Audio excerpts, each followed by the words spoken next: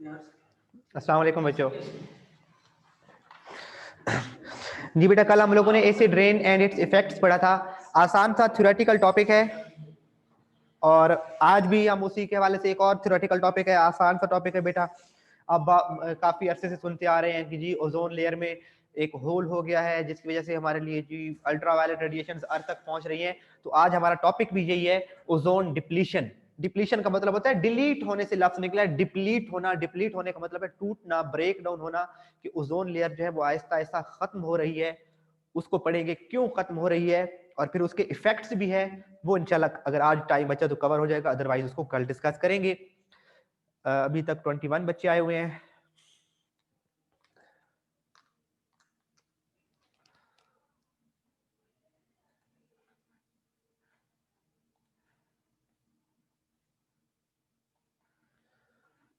वालेकुम सलाम बेटा।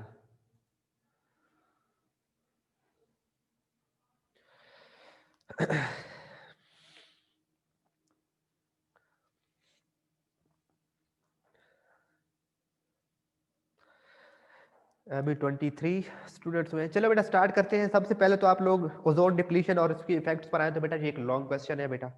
ओजोन डिप्लीशन एक लॉन्ग क्वेश्चन है।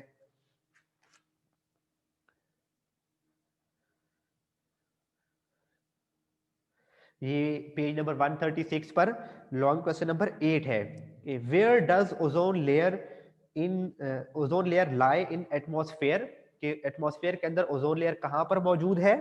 Where does ozone layer lie in atmosphere, how it is depleting and how we can prevent its depletion, कि हम किस तरह से ये डिप्लीट हो रही है और किस तरह से हम जो है इसकी डिप्लीशन को कंट्रोल कर सकते हैं।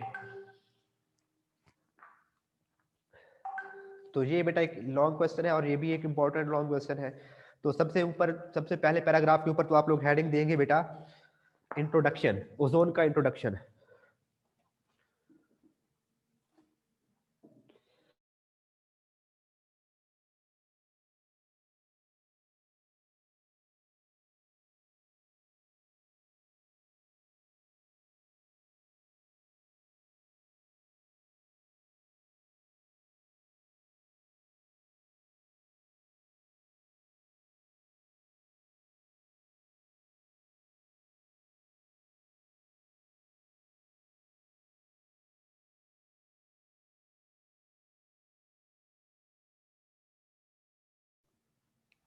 जी बेटो, तो पहले सबसे पहले हेडिंग है इंट्रोडक्शन।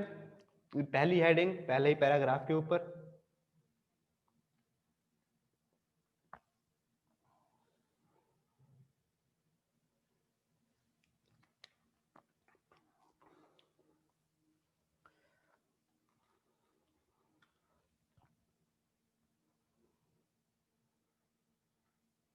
रीड कर रहा हूं बेटा, मैं साथ साथ फॉलो करेंगे आप लोग।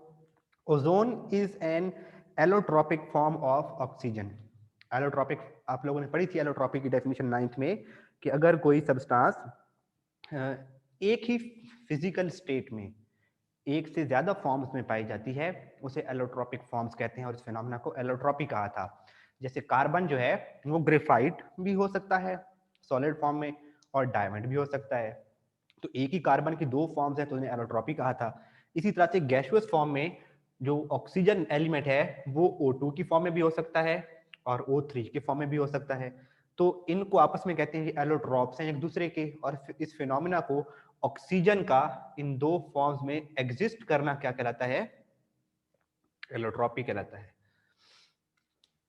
तो ozone is an allotropic form of oxygen consisting of 3 oxygen atoms. अब ये ओजोन का इंट्रोडक्शन बता रहा है कि ओजोन क्या है। नहीं एग्जिस्ट करता ना बेटा, अब उसके जीरो वो एटॉमिक ऑक्सीजन रिएक्टिव हो जाती है, वो स्टेबल ही नहीं है बेटा, इसलिए एग्जिस्ट नहीं करती। जो सब्सटेंस स्टेबल नहीं होती वो नहीं एग्जिस्ट करती। तो it is formed in atmosphere by the association of oxygen atom with an oxygen molecule in the mid stratosphere। और ये आप लोग नहीं बेटा, SO2 and SO3 are not allotropes, वो different substances हैं। देखिए उनमें सल्फर आ गए, एक में सल्फर के साथ 2 ऑक्सीजन है, एक में सल्फर के साथ 3 ऑक्सीजन है, वो डिफरेंट फॉर्म है, एक ही सब्सटेंस नहीं है ना बेटा वो। तो इंट्रोडक्शन में आपने ये इक्वेशन लिख देनी है, ये हम पढ़ के आए हैं बेटा कि पीछे स्ट्रेटोस्फीयर में पढ़ा था कि मिड स्ट्रेटोस्फीयर में एटॉमिक ऑक्सीजन जो बनी थी वो दोबारा ऑक्सीजन के साथ मिलके क्या बना देती है, O3, जिसे हम क्या कहते हैं, ओजोन कहते हैं। नीचे वाले पैराग्राफ के ऊपर हेडिंग दें ओजोन लेयर। नीचे वाले इस इक्वेशन के नीचे आपकी क्या हेडिंग आएगी, ओजोन लेयर।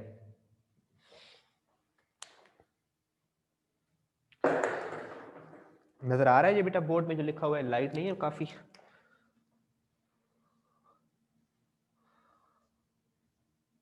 ओजोन लेयर,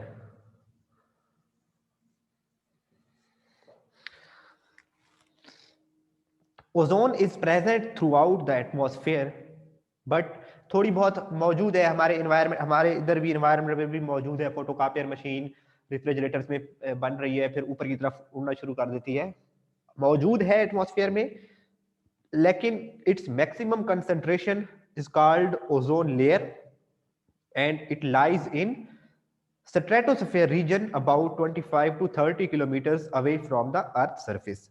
तो स्ट्रेटोस्फेयर में जो मौजूद है 25 to 30 kilometre above, this layer surrounds the globe and protect earth like a shield from harmful ultraviolet radiations। तो उसने डायग्राम बनाई है बेटा कि ये हमारी है अर्थ और यहां पर मौजूद है ओजोन लेयर, और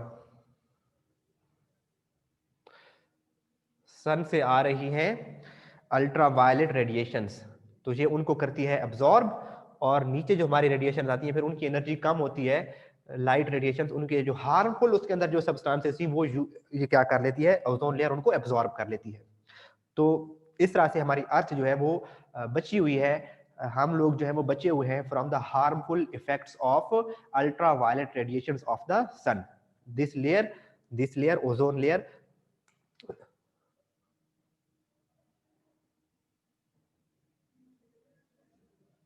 ozone layer surrounds the earth, ये अर्थ को सराउंड करती है, एंड लाइक अ शील्ड, एक शील्ड की तरह अर्थ को प्रोटेक्ट करती है, and shield from harmful ultraviolet radiations of sun light as shown in the diagram. और ये डायग्राम बनाएंगे, नीचे देखें पेज नंबर 129 पर नीचे डायग्राम बनी हुई है इसकी। Otherwise ultraviolet radiations would cause skin cancer.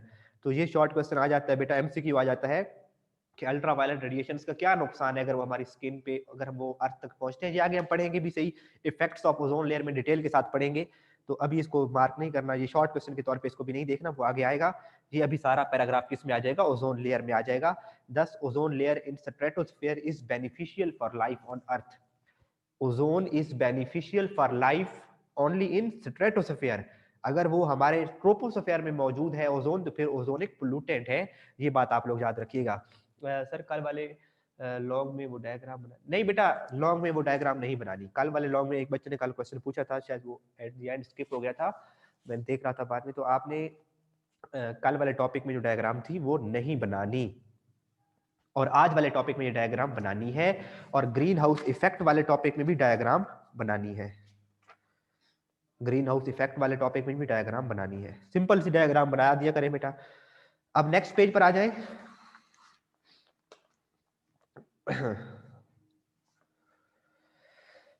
Under normal condition ozone concentration in stratosphere remain, इसके ऊपर हेडिंग दें ozone concentration, third in page number 130, page 130 के ऊपर आप लोग थर्ड हेडिंग देंगे ओजोन कंसंट्रेशन।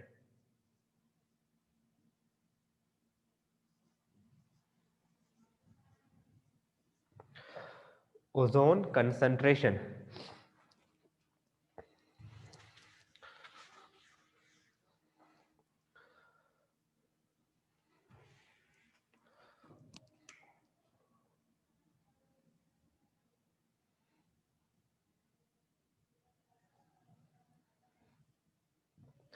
ओजोन कंसंट्रेशन बेटा क्या है कि अंडर नॉर्मल कंडीशंस, अगर कंडीशंस एनवायरनमेंट की हमारी नॉर्मल रहती हैं, तो ozone concentration in stratosphere remains nearly constant through a series of complex atmospheric reaction. कि जो ओजोन की कंसंट्रेशन है वो ना कम होती है ना ज्यादा होती है, बल्कि वो बैलेंस में रहती है through a series of reaction.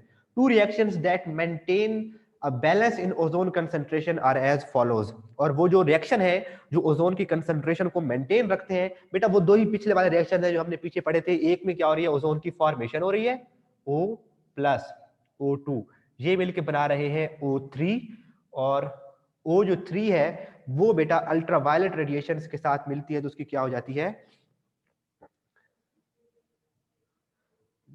और वो क्या बना देती है, O2 बना देती है। अल्ट्रावायलेट रेडिएशंस की प्रेजेंस में उसकी ब्रेक डाउन होती है। सर थर्ड हेडिंग कहाँ से बेटा, पेज नंबर 130 के टॉप से है। पेज 130 मैंने मेंशन किया है, पेज 130 के स्टार्ट से है। तो जहां से ओजोन बन भी रही है और ओजोन की ब्रेकडाउन भी हो रही है, इस वजह से ओजोन की कंसंट्रेशन जो है वो नियरली कांस्टेंट है। कोई उस पर ज्यादा इफेक्ट नहीं पड़ रहा, क्योंकि जितनी ओजोन बन रही है उतनी ब्रेक हो रही है, जितनी ब्रेक हो रही है उतनी बन रही है। सर नीचे से सही नहीं आ रहा, हाँ इसको मैं थोड़ा ऊपर लिख देता हूँ। O3 है और इसका रिएक्शन किसके साथ, एटॉमिक ऑक्सीजन के साथ, और अल्ट्रावायलेट रेडिएशन में ये बनाती है 2O2। इसके बाद बेटा नीचे वाले पैराग्राफ में कहते हैं but this layer is being depleted through a various chemical reactions as. इसके बाद बेटा हेडिंग दे हाउ एवर, जहां पे लिखा हुआ है, जहां पे लिखा हुआ है ना बेटा हाउ एवर को आप लोग काटोगे और इसके ऊपर यहां पे हेडिंग दोगे ओजोन डिप्लीशन, ओजोन डिप्लीशन। जो हाउएवर लिखा हुआ है, हाउएवर को काट देना है और हाउएवर को ऊपर वाली जो आपकी हेडिंग आएगी ओजोन डिप्लीशन। अब कहते हैं बेटा chlorofluorocarbons use as refrigerants in air conditions and refrigerators. ये जो बेटा रेफ्रिजरेटर्स वगैरह में सब गैसेस यूज होती हैं उन्हें कहते हैं क्लोरोफ्लोरोकार्बन्स। यानी कि उनमें क्लोरीन भी होती है, उनमें फ्लोरीन भी होती है, उनमें कार्बन भी होता है। क्लोरो से मतलब क्लोरीन, फ्लोरो मतलब फ्लोरीन, एंड कार्बन का मतलब है कार्बन। तो उनके अंदर क्लोरोफ्लोरोकार्बन्स में क्लोरीन, फ्लोरीन और कार्बन होती हैं, and they are used as refrigerants, यानी कि वो ठंडक पैदा करने वाले मटेरियल के तौर पे यूज होते हैं इन एयर कंडीशनर्स भी और रेफ्रिजरेटर्स भी। Are major cause of depletion of ozone layer. तो ये वो क्लोरोफ्लोरोकार्बन है, they are the major cause of depletion of ozone layer.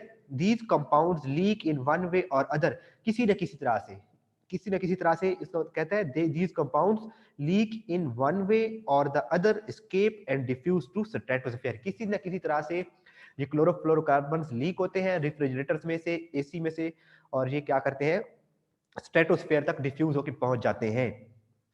Ultraviolet radiations break CCl bond in chlorofluorocarbons and generate chlorine free radicals।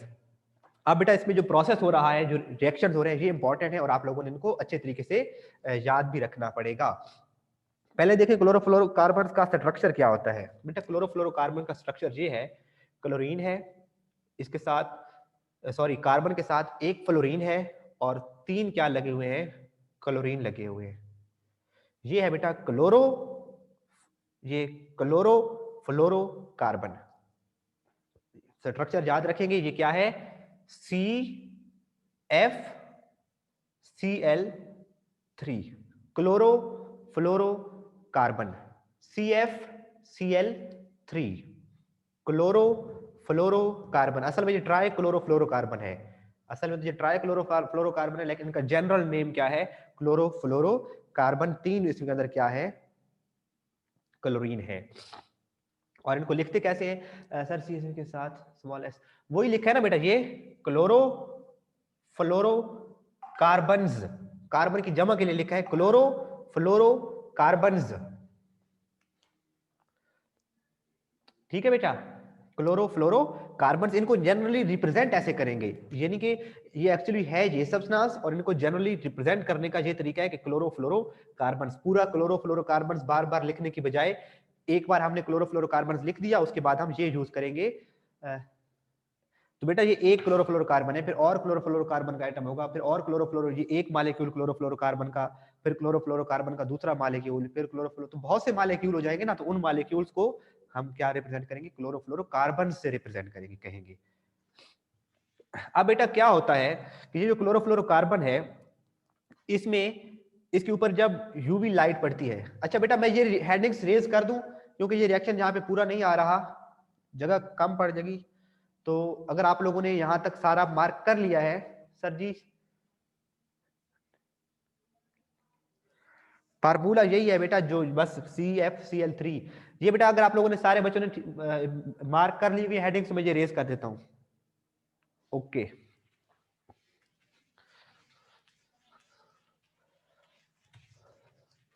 और इसके अंदर ये reaction आप लोगों ने ठीक लिखने हैं। तो टेस्ट आया है, उसका क्या करना है, अटेम्प्ट करना है बेटा, और क्या करना है। तो बेटा ये है क्लोरीन, एक फ्लोरीन लगा हुआ है और बाकी इसके साथ क्लोरीन लगे हुए हैं, क्लोरोफ्लोरोकार्बन है। इसके साथ इसके ऊपर जब अल्ट्रावायलेट रेडिएशन पड़ती है, तो कहता है इसका बेटा जो कार्बन और क्लोरीन का बॉन्ड है, वो एक बॉन्ड क्या हो जाता है, ब्रेक हो जाता है। कार्बन और क्लोरीन का एक बॉन्ड ब्रेक हो जाता है, तो पीछे क्या बचता है, CFCl2। ऐसी बात है बेटा, इन्होंने ये एक इलेक्ट्रॉन शेयर किया हुआ था, इलेक्ट्रॉन की शेयरिंग थी, ये इधर एक इलेक्ट्रॉन इसका था, एक इलेक्ट्रॉन इसका था, वो दरमियान से क्या हुआ बेटा, इस बॉन्ड की ब्रेक डाउन हो गई है। बेटा आप लोग क्या नाम है, अब्दुल वदूद, बेटा पेपर अटेम्प्ट करो सारे, जितने भी आपके सारे सब्जेक्ट्स के हैं, और फिर आप लास्ट मेरे ख्याल में 14 या 15 को आप लोगों की लास्ट पेपर है, तो उसके बाद नेक्स्ट डे अपने सारे पेपर एक इन्वेलप में बंद करो, और हर पेपर पे आपका नाम लिखो, वो आप लोग स्कूल आके जमा करवा देंगे, फिर with in next 3 to 4 days हम वो चेक करके आप लोगों को रिटर्न कर देंगे। अच्छा, CFCl2, तो ये देखिए ये क्या बच गया है, एक क्लोरीन तो टूट गया इसमें से, तो पीछे क्या बचा, CFCl2, और ये इसके ऊपर क्या लगाएंगे बेटा, ये जो है इसके ऊपर क्या बनता है, एक डॉट से रिप्रेजेंट करते हैं, लिखा नहीं है, ये फ्री रेडिकल बन जाता है, और साथ में क्या बनता है, एक क्लोरीन, और क्लोरीन के ऊपर भी क्या है, एक डॉट है, एक डॉट रिप्रेजेंट करता है फ्री रेडिकल। आप लोगों ने पढ़ा था, फ्री रेडिकल आप लोगों ने पढ़ा था 9th क्लास में, कि उसे कहते हैं बेटा, अगर किसी एटम के पास ऑड इलेक्ट्रॉन हो, यानी कि उसने किसी के साथ इलेक्ट्रॉन शेयर किया था, जैसे ये क्लोरीन और क्लोरीन, ये Cl2 है बेटा, इन्होंने ये एक एक इलेक्ट्रॉन शेयर किया हुआ था और इनके दरमियान बॉन्ड था, अगर इसको हाई एनर्जी प्रोवाइड करें तो ये बॉन्ड यहां से टूट जाता है, तो एक इसके पास ऑड इलेक्ट्रॉन आ जाता है और एक इसके पास ऑड इलेक्ट्रॉन आ जाता है, इन्हें कहते हैं फ्री रेडिकल्स। इन्हें क्या कहते हैं बेटा, फ्री रेडिकल्स। तो इसी तरह से जब क्लोरोफ्लोरोकार्बन पर अल्ट्रावायलेट रेडिएशन पड़ती है, तो क्लोरीन फ्री रेडिकल बनता है। ये क्या है बेटा, क्लोरीन फ्री रेडिकल, और ये जो फ्री रेडिकल है बेटा, ये बहुत ज्यादा रिएक्टिव होते हैं, क्लोरीन फ्री रेडिकल बहुत ज्यादा रिएक्टिव होता है। अब यही क्लोरीन फ्री रेडिकल क्या करता है, ओजोन का सत्यानाश करता है, ये ओजोन को ब्रेक डाउन करवाएगा। कैसे बेटा, कि ये क्लोरीन फ्री रेडिकल जो यहां पे बना है ना बेटा, ये क्लोरीन फ्री रेडिकल, ये रिएक्ट करेगा O3 plus chlorine free radical, ozone के साथ क्लोरीन फ्री रेडिकल रिएक्ट करेगा, तो उसको किस में कन्वर्ट कर देगा, ऑक्सीजन में कन्वर्ट कर देगा, और उसका एक O अपने साथ ले जाएगा, क्या बन जाएगा, OCl। क्या बन जाएगा बेटा, OCl।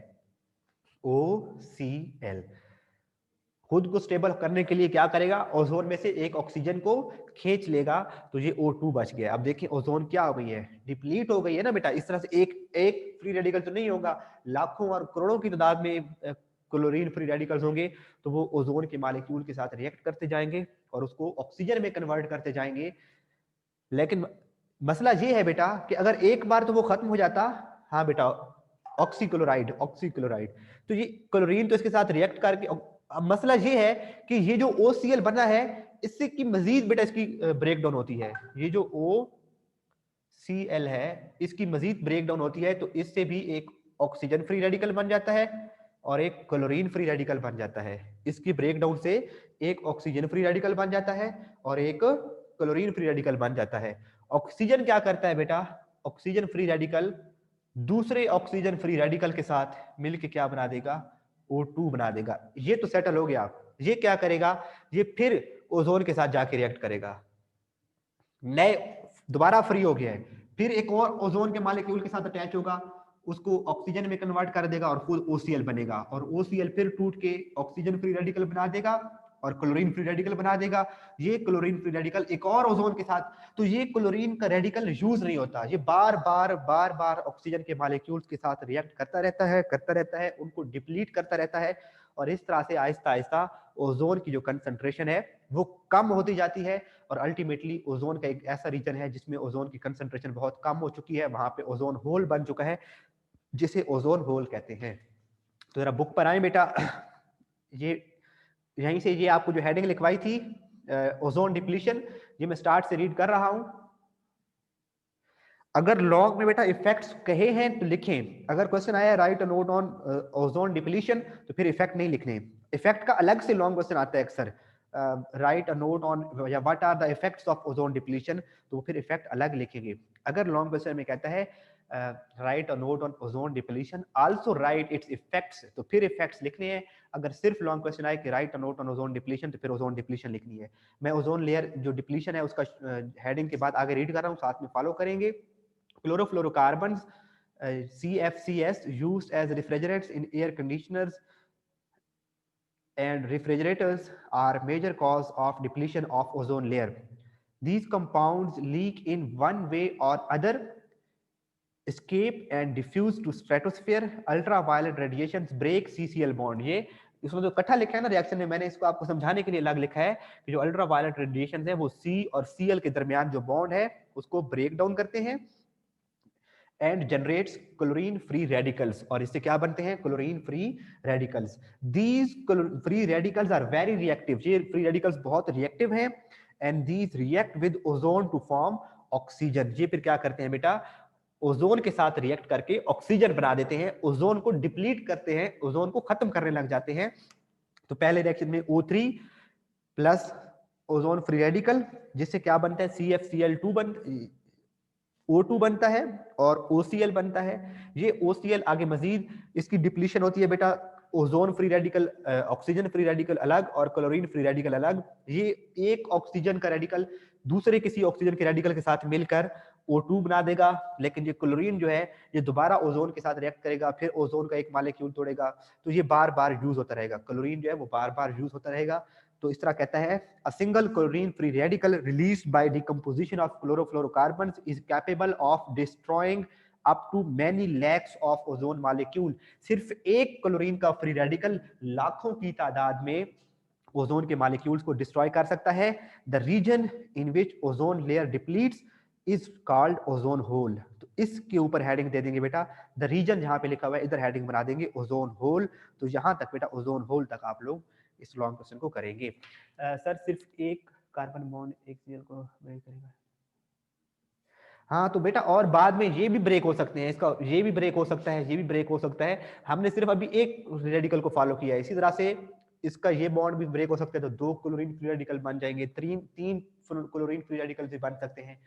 तो बहुत सी पॉसिबिलिटीज हैं बनने की। तो ठीक है बेटा, तो लास्ट में बेटा आप लोग हेडिंग देंगे ओजोन होल, और उसमें क्या लिखेंगे कि the region in which ozone layer depletes is called ozone hole. यहां तक बेटे आज का हमारा टॉपिक था। लेट मी चेक टाइम, हाँ टाइम खत्म होने वाला है, तो अगला टॉपिक इंशाल्लाह कल डिस्कस करेंगे और एक्सरसाइज करेंगे, तो ये चैप्टर आपका क्या हो जाएगा, कल खत्म हो जाएगा। जी बेटा, यहाँ इस चैप्टर, ये चैप्टर आसान था बेटा या मुश्किल था, और कोई कंफ्यूजन है तो बता दें बेटा, अगर किसी बच्चे को अभी भी कंफ्यूजन है। जी अली रजा बेटे बताएं। Sir single chlorine free radical वाली लाइन पर वो ऐसे लिखेंगे बेटा, सिंगल फ्री रेडिकल वाली ऐसे ही इस रिएक्शन के बाद लिख देंगे कि single free radical is capable of destroying millions of ozone molecules. उसके बाद लिखेंगे ओजोन होल, उसमें लिखेंगे the region in which ozone layer depletes is called ozone hole. Ali Raza बेटा आपसे मुझे ये उम्मीद नहीं थी बेटा। सर एक्सरसाइज लॉन्ग क्वेश्चन 8 में ये भी लिखा हुआ है कि how we can prevent its depletion. हाँ, how can we prevent its depletion, तो हम इसको खुद से अपना ये खुद से पॉइंट बना सकते हैं बेटा कि we will have to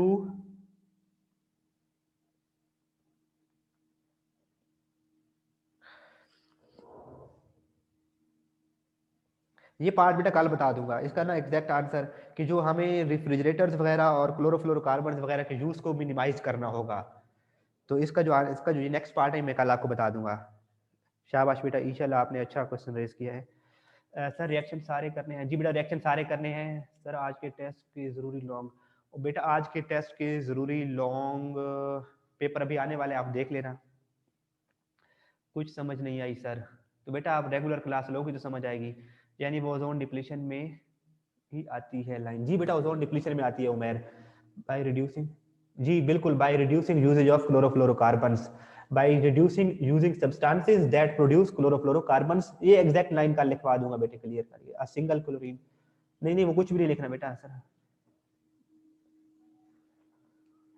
Ali रजा, क्या बात है बेटा।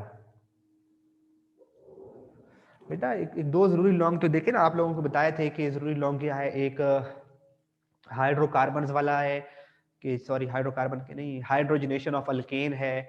उसके बाद सोर्सेज और uses of alkane, sources and uses of alkyne, sources and uses of alkyne, ये लॉन्ग क्वेश्चन है। और अल्काइन में आपको बताया था एक ऑक्सीडेशन वाला लास्ट रिएक्शन था KMnO4 के साथ, वो लॉन्ग क्वेश्चन इंपॉर्टेंट है।